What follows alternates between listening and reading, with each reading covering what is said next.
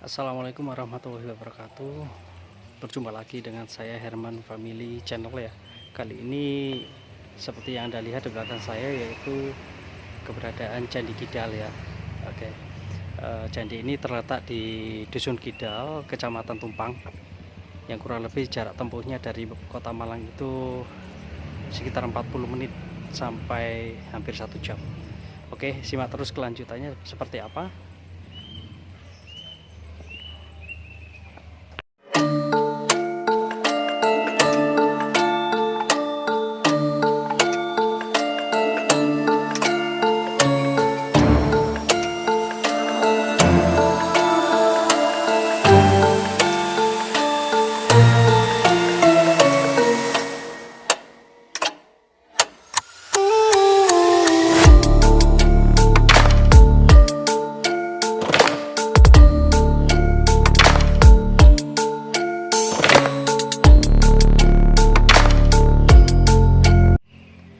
Ya teman-teman, Candi Kidal ini menurut keterangan yaitu terletak di Desa Rejo Kidal ya, Kecamatan Tumpang, Kabupaten Malang. Itu tepatnya di sebelah timur Kota Malang. Candi ini berukuran 10,8 meter ya, dan lebar kurang lebih 8,36 meter dengan tinggi 12,26 meter. Setelah dibongkar pada tahun 1986 sampai dengan tahun 1990, tinggi aslinya diperkirakan 17 meter. Namun entah dengan seiringnya waktu dan zaman, ketinggian tersebut terpangkas menjadi 12,26 cm. Oke, secara vertikal candi ini dapat dibagi menjadi kaki candi ya, tubuh candi dalam bilik candi. Tidak ditemukan arca selain yoni ya di tengah-tengah ruangan. Sebuah arca siwa yang sekarang berada di Royal Tropical Institute. Jadi candi ini dulunya tingginya 17 meter, entah dengan perubahan zaman menjadi 12,36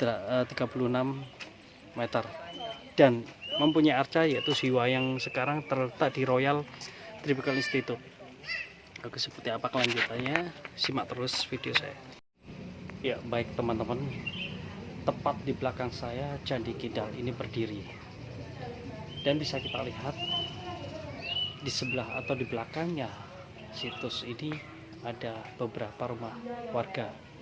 Sebenarnya ini adalah kampung ya, di sekitarnya ini adalah kampung, dan bisa kita lihat area sekitar. Ada beberapa wisatawan ya lokal, dan kabarnya Candi Kidal ini adalah tempat pendarmaan Raja Anusapati yang sering kita dengar bersama-sama, bahwa Raja Anusapati ini wafat dan didarmakan di Candi Kidal ini. Baik teman-teman, seperti apa dalamnya Candi Kidal, kita akan telusuri ke sana. Yuk ikuti saya, tetap di channel saya Herman Family, channel sejarah dan budaya. Baik teman-teman, sekarang saya sudah berada tepat di depan pintu masuk candi ya. Seperti apa di dalamnya, kita lihat sama-sama.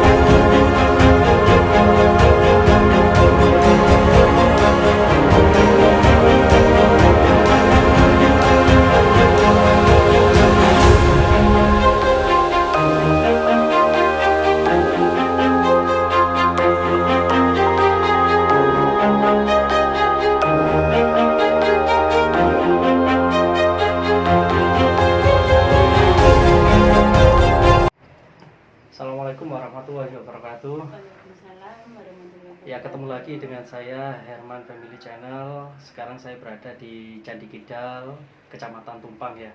Di sebelah saya ini sudah berdiri sosok Ibu Nampunten Bu, nami sinten? Siti Romlah. Siti Romlah, teman-teman. Ibu Siti Romlah ini kita memiliki sebagai juru kunci, okay? Sebagai jubel itu juru pelihara. Juru pelihara lebih tepatnya ngoten nggih.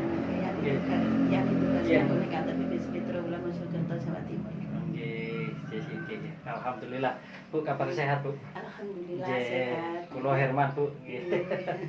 Nggih, Bu Siti, temeriki sudah berapa tahun, Bu? Saya pengangkatan 1 Maret 1986, generasi keempat saya.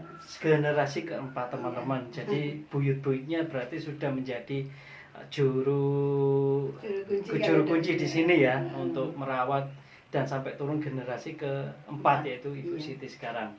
Oke, Bu Siti, di sini bisa diceritakan nggak bagaimana sejarahnya terbentuknya candi ini, siapakah yang membuat dan tujuannya untuk apa, Bu? Monggo, Bu. Kalau Candi Kidal ini ya, dia terletak di Desa Kidal, Kecamatan Tumpang, Kabupaten Malang, dan Candi Kidal ini dibuat untuk pendarmaan, Mas, untuk pendarmaan Raja Anusapati, Raja kedua Singosari setelah Ken Arok. Dulu kan ada 5 raja di Kerajaan Singosari. Pertama Ken Arok, 2 Anusapati, 3 Tojaya, 4 Wisnuwardana, dan 5 Kertanegara. Dan masing-masing raja tersebut yang nggak ada juga bangunan, jadi itu raja pertama dan ketiga, Mas. Entah dulu itu sudah didirikan, apakah dulu itu belum didirikan untuk pendarmaan beliau. Yang ada yaitu Candi Kidal untuk pendarmaan Raja Anusapati, Candi Jago untuk pendarmaan Rombowuni gelar Raja Srijaya Wisnuwardana, itu anaknya yang di sini yang Anusapati. Dan kelima di Candi Singosari itu raja kelima yaitu Kertanegara, cucunya di sini, cucunya Anusapati, Raja Anusapati. Wah, cukup tahap. Jadi di sini seperti ada hal-hal lain nggak, seperti ada acara keistimewaan atau upacara atau apa aja, Bu, yang dipakai di sini? Ada di sini yang masih sering dibuat untuk acara. Kalau di sini kan peninggal agama Hindu, setiap tahun pas hari raya Nyepi itu masih dibuat untuk sembahyang bagi yang beragama Hindu. Tapi walaupun nggak pas hari raya Nyepi, setiap saat pun ada tamu yang beragama Hindu itu masih melakukan sembahyang berdoa di sini. Dan di sini itu ada acara ruatan namanya Murwokolo, Mas. Murwokolo itu istilahnya meruat Nusantara, khususnya di Kidal sini biar jauh dari mara bahaya. Seperti itu. Oke, cukup menarik. Jadi Murwokala ini diadakan berapa tahun sekali? 1 tahun. Teman-teman perlu digarisbawahi bahwa di sini adalah makam dari Raja Anusapati sekaligus pendarmaannya ya. Pendarmaan istilah penghormatan, Mas. Penghormatan dibuatkan yang candi terakhir untuk beliaunya. Untuk beliaunya sangat spesial. Jadi mohon maaf, istri atau garwonya Raja Anusapati ini siapa, Pak? Nah, itu yang enggak tercantum pada ini sejarah di buku negara. Buku negara Kertagama ya. Kertagama gitu. Tapi kalau silsilah dari beliaunya yang Anusapati kan anaknya Aku Tunggul Ametung sama Bunda Ken Dedes. Jadi Anusapati bukan anaknya Ken Arok sama Ken Dedes, tapi anaknya Aku Tunggal Ametung. Sama Ken Arok raja pertama itu anak tiri. Anak tiri ya. Iya. Oke. Untuk peninggalan secara simbolis atau berbentuk fisik yang masih disimpan di sini ada nggak, Bu, seperti entah itu pusaka atau yang lain-lainnya, itu ada nggak, Bu, yang ditinggalkan? Seperti selain candi yang dibuat, itu peninggalan entah itu berupa fisik keris, pusaka, tombak dan lain-lainnya apa? Enggak. Tidak ada. Kalau arca ada. Arca ya. Arca kan misalnya kayak candi ini kan seterusnya ada 3 bagian kan, Mas. Ada kaki candi, ada tubuh candi, dan atap candi. Dan di bagian tubuh candi itu ruang pusat itu sebenarnya tempat patung Anusapati yang berwujud siwa. Tapi saya sekarang ada di Museum Belanda karena dulu kita masih belum merdeka, masih dikuasai oleh Purbakala Hindia kan. Patung tersebut lepas dari situsnya, jadi bawa ke sana. Itu yang berwujud siwa. Siwa ya, Ada aslinya di, ya. Aslinya. Oke, jadi belum sempat ditarik kembali ke Indonesia. Belum, mudah-mudahan doa kita semua itu bisa dikembalikan ke negara Indonesia, walaupun nggak ke situsnya, ke Museum Nasional Jakarta. Itu harapan kita semua seperti itu. Karena kan benda-benda pusaka di Museum Belanda kan kebanyakan milik orang-orang Indonesia. Betul, karena bekas penjajahan dulu ya. Iya, betul, seperti itu. Oh iya Bu Siti, ini ada pertanyaan yang kadang penasaran saya mau nanyakan ke Bu Siti. Bu Siti pernah nggak selama menaungi sini, ngabdi di sini tuh jenengan mengalami hal-hal yang janggal atau di luar logika manusia gitu Bu Siti? Seperti apa misalnya? Mimpi atau kejadian yang di luar nalar manusia gitu. Kalau mimpi mungkin, maaf ya Mas ya, kalau mimpi mungkin yang merasakan atau yang tahu yang bersangkutan tersebut. Misalnya kayak saya bermimpi, mungkin saya yang tahu ya Mas ya. Diceritakan kayak sulit. Tapi kalau ada kejadian yang di luar nalar, itu memang pernah. Iya, seperti apa itu? Ya, seperti mobil yang pernah masuk. Mobil pernah masuk. Yang pernah masuk ke candi ke kawasan depan candi. Kawasan candi sampai di depan candi pada tahun 2017. Itu sudah di luar nalar kita manusia semua. Iya. Waktu itu orangnya pun di luar kendali ya. Di luar kendali bagaimana. Padahal itu dalam keadaan sadar Bu. Sadar. Iya. Oke. Mungkin itu ya untuk apa ya Mas, untuk peringatan kita semua biar kita itu mempunyai rasa menghormati tempat-tempat seperti ini. Kita percaya dan tidak percaya, keyakinan di kita masing-masing bahwa peninggalan seperti ini nggak mungkin kosong. Betul. Pasti ada yang menaungi atau yang rekso ya, jaga tempat ini di luar alam manusia ya. Betul, seperti itu Mas. Itu ya. Kalau kejadian janggal mungkin Bu Siti mendapat bisikan ataupun diwujudkan penampakan sesuatu, itu pernah nggak Bu Siti? Pernah. Bisa diceritakan Bu Siti? Ini hal menarik nih yang wajib mereka tahu nih, kita semua harus tahu, generasi muda ini Bu Siti. Ya pernah, memang pernah, tapi ya itu tadi ya Mas ya, kayak sulit untuk dikatakan karena kalau mimpi itu mungkin yang bersangkutan saja yang tahu, tapi memang ya pernah. Mungkin kalau saya bisa bercerita itu saya pengalaman pribadi ya, bukan mengada-ngada, enggak. Saya pernah itu bertemu dengan seekor harimau di depan candi, pernah mendapat sesuatu benda.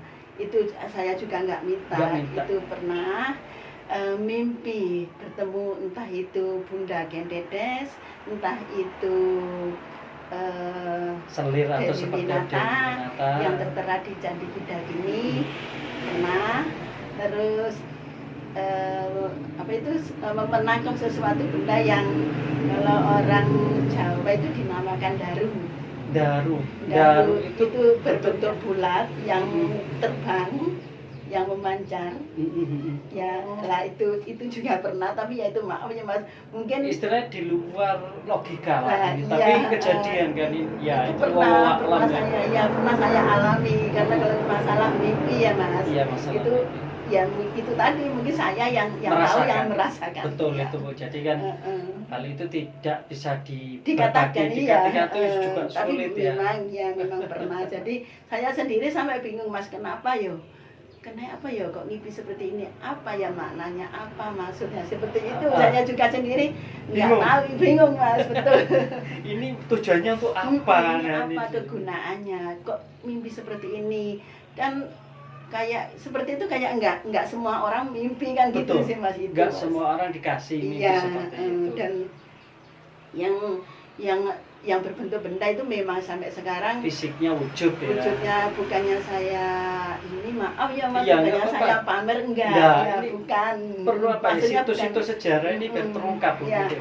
Itu memang pernah pada hari itu, memang pas hari kelahiran saya. Wetongnya Ibu kalau dalam Jawa itu menemukan suatu benda, tapi benda itu enggak ada istilah natnya ya. Istilah kalau bangunan suatu benda kan ada sih Mas, sela-sela, misalnya buat meja mesti ada sela-selanya. Iya, ada Tapi itu- celah-celahnya. Iya, ada celah-celahnya, tapi itu enggak ada. Berbentuk apa itu, Bu? Kunci Berbentuk kayak suatu benda kotak atau apa gitu? kotak kotak. persegi panjang. Nah, di situ anehnya Mm-mm. di dalamnya itu berwujud singa.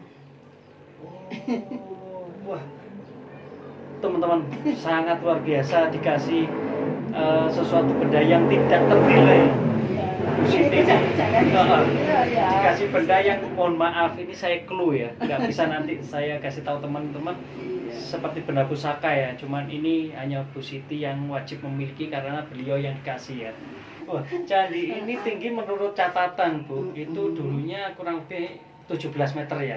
Betul. Terus kenapa, Bu, kok bisa sampai terpangkas menjadi 12 meter? 12 meter ini kalau pertama kali ditemukan oleh orang-orang Belanda itu memang sudah tinggal segitu, Mas. Tapi dalam sejarah itu sebenarnya ada 17 meter, tapi entah yang entah belum jadi, entah yang bagian atas sendiri itu rusak. Kemana rusak itu belum tahu kejelasannya. Belum tahu, iya. Ibu Siti ini generasi keempat dari nenek moyangnya, mulai nggak tahu tahun berapa ya. Nggak tahu. Tahu-tahu sudah generasi dan diwarisi oleh kakek ibunya. Kamu sudah generasi keempat. Iya. Wah, cukup menarik. Mulai Jadi buyut, mulai mbak, terus papa, terus 1 Maret 1986 saya diminta oleh kantor untuk meneruskan. Jadi saya dulu nggak ngelamar, nggak tahu, Mas. Jadi saya, mungkin nggak kewajiban tahu. ini, wah ini mungkin sudah waktunya Iya, ini. sudah takdir saya. Takdirnya. Tapi harus Betul, itu betul. Mas, harus apa? Ikhlas ya. Harus mungkin. ikhlas, harus sabar. Itu apa? Kuncinya ya. Kuncinya. Betul. Harus sabar. Soalnya kalau sebagai jubel peninggalan seperti ini ya Mas, dikatakan berat kita nggak membawa, Betul. dikatakan ringan kita ya berat gitu. Punya tanggung jawab. Iya betul. Itu. Wah, di sini ada pesan-pesan buat teman-teman, untuk teman-teman pesan Bu Siti untuk mengunjungi situs ini seperti apa, tata keramanya atau seperti apa gitu. Oh ada iya, kalau harapan saya ke depan mudah-mudahan generasi penerus, generasi muda lebih paham, lebih mengenal, dan supaya tahu apa sih ini peninggalan cagar budaya. Karena apa, nenek moyang kita membangun peninggalan cagar budaya itu enggak hanya sekedar membangun atau mendirikan, tapi di situ ada artinya, ada lambangnya, juga ada fungsinya untuk apa, itu masih banyak banget. Dan mudah-mudahan kedepannya lebih bagus, Amin. lebih terkenal untuk masyarakat luas khususnya ya Mas, lebih diketahui generasi penerus, generasi muda, supaya cinta kepada sejarah. Karena apa, nggak ada sejarah nggak ada kita. Karena Betul. adanya sejarah adanya kita. Besarnya suatu negara itu karena menghargai sejarah, Bu ya. Betul. Hebat. Jadi kalau pribadi orang berkunjung ini tatanannya seperti apa, Pak Bu Siti? Harus seperti apa? Kalau orang berkunjung ke sini ya supaya apa ya, menjaga dari kesopanan. Misalnya kalau naik ke situs itu, maaf bagi yang cewek lagi halangan, lebih baik nggak naik gitu. Itu pesan ya, pesan buat semua, bukan hanya buat saya pribadi. Jadi bentuk penghormatan ya. Menghormati, kita menghormati supaya apa sih? Supaya orang Jawa itu kan kayak orang Jawa itu cek ono tata keramanya, sopan santun itu tetap kita tanam. Supaya kita sama-sama enak, sama-sama baik, nggak inginkan ada kejadian yang nggak kita inginkan. Iya betul, yang nggak enak tuh kejadiannya, teman-teman yang nggak mengenakan itu karena dari kita sendiri ya. Karena mereka tuh hanya diam, bukan berarti mereka tuh tidak ada rasa, nggak melihat ya, tapi tetap mereka tuh mengawasi sekitar. Jadi tindak tanduk kita tuh, kewajiban kita jika berkunjung ke Candi Kidal ini bebas teman-teman, dengan catatan jaga kesopanan, jaga etika bicara dan tingkahnya ya. Betul, Mas. Jadi di sini betul-betul peninggalan raja teman-teman, bukan hanya sekedar buat mainan, tapi ini menurut kepercayaan warga sekitar dan di catatan bukunya itu pendarmaan. Nah, pendarmaan ini adalah makam ya. Kalau bahasa umumnya kita makam Ibu ya. Tapi di sini lebih mulia penyebutannya itu pendarmaan. Karena ya yang didarmakan ini adalah seorang raja ya, bukan rakyat jelata seperti kita atau pangeran, bukan ya. Jadi itulah pesan-pesan dari juru kunci kita di Candi Kidal, Bu Siti ya. Selayaknya kita menjaga situs-situs bersejarah. Nah, mungkin cukup sekian Bu Siti, informasi yang sudah disampaikan cukup jelas saya rasa ya. Terima kasih banyak. Semoga sehat selalu, dilancarkan rezekinya Bu. Amin.